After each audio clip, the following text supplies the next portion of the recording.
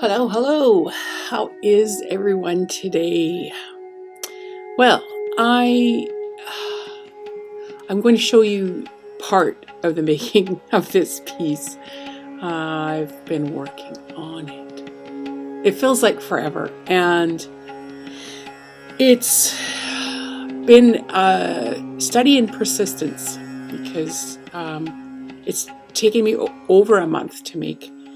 And it's not turning out the way I had envisioned at all. Yeah, what do you say? But I mean, it's close to the vision, and I am happy with the way it's turning out. In any way, in any case, I guess it started me thinking about persistence again. So I thought I would just share some thoughts with you about persistence.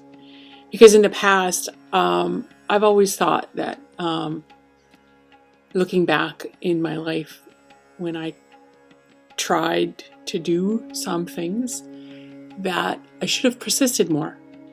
I should have dug in and tried harder to do the thing I was trying to do. And usually this isn't always in regards to my career.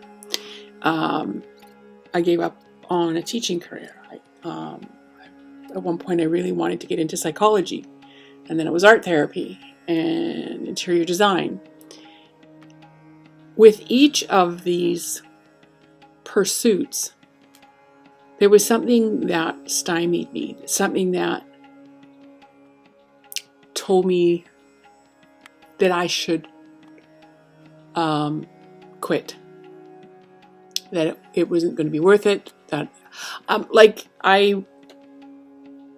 there was certain things it was just going to be too hard.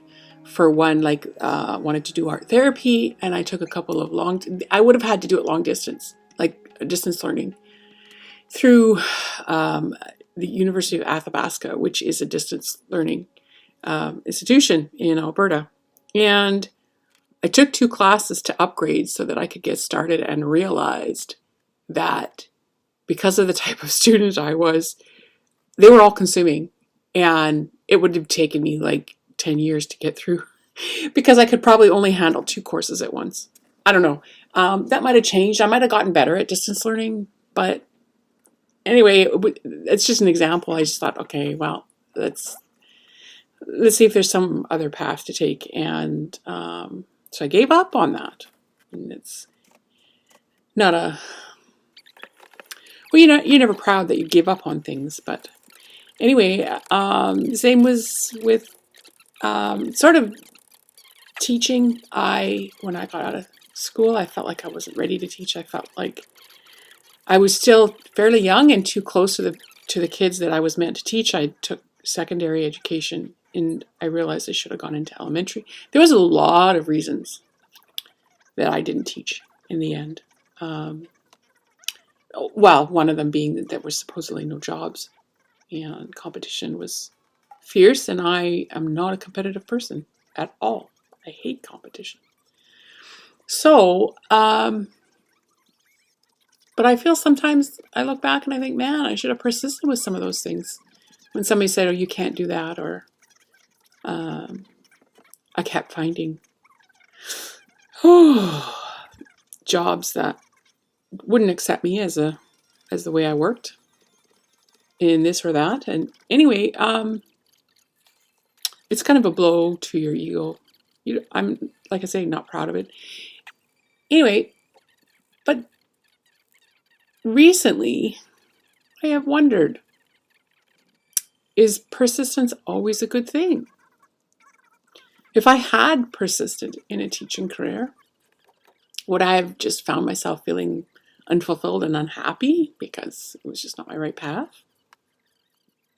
So I wonder if persistence or the lack thereof, I wonder if it's a way for our subconscious, maybe our soul, just to tell us that those paths aren't our path. It's not the path you're meant to take or what's right for you. One thing I do know for sure is that my art career is something that I have actually persisted in, even though I've not perceived myself as being successful. I would have made a whack ton more money by now if I felt I was successful. Anyway, I mean, I've told myself numerous times, that's it. I quit. I can't keep doing this because I feel like I'm not successful, and yet I can't seem to quit. I can't give up my art. So I guess I'm persisting. So then I think to myself, perhaps persistence might be a little bit less of a valuable personality trait and more of a way for our soul to just show us where we belong. Well, that all bears thinking about. And I'm really curious to know what your thoughts are on this, because we all have, different ideas, and I'm sure that I haven't thought of all the different angles on this one. So I'd be curious if you have some insights. Please leave me a comment. I'd love to hear from you. And I'm always open to new ways of thinking about things. We can all learn from each other. So just a few more thoughts, I guess, about the piece you see before you. I actually haven't even come up with a name yet. I'm going to have to do that pretty soon. It's going to be in a show pretty soon.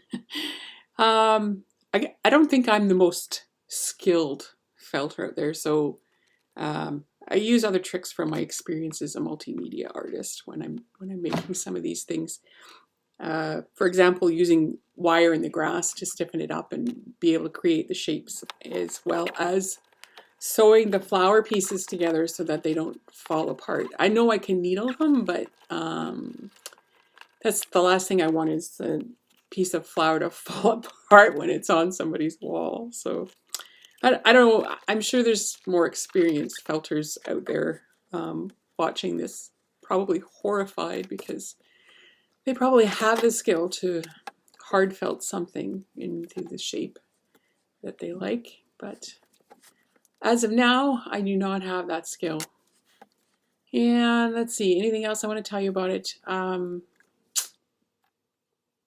Pretty happy with the way the colors turned out. But yeah, I guess that was just my little disclaimer about my skill and the way I do things. It's not coming just from a felter's point of view, but a multimedia artist, I guess. Anyway, well, I guess that's all I have on the subject. I hope you all have an amazing month, and we'll talk to you soon. In the meantime, take this joy. Love you all. Bye for now.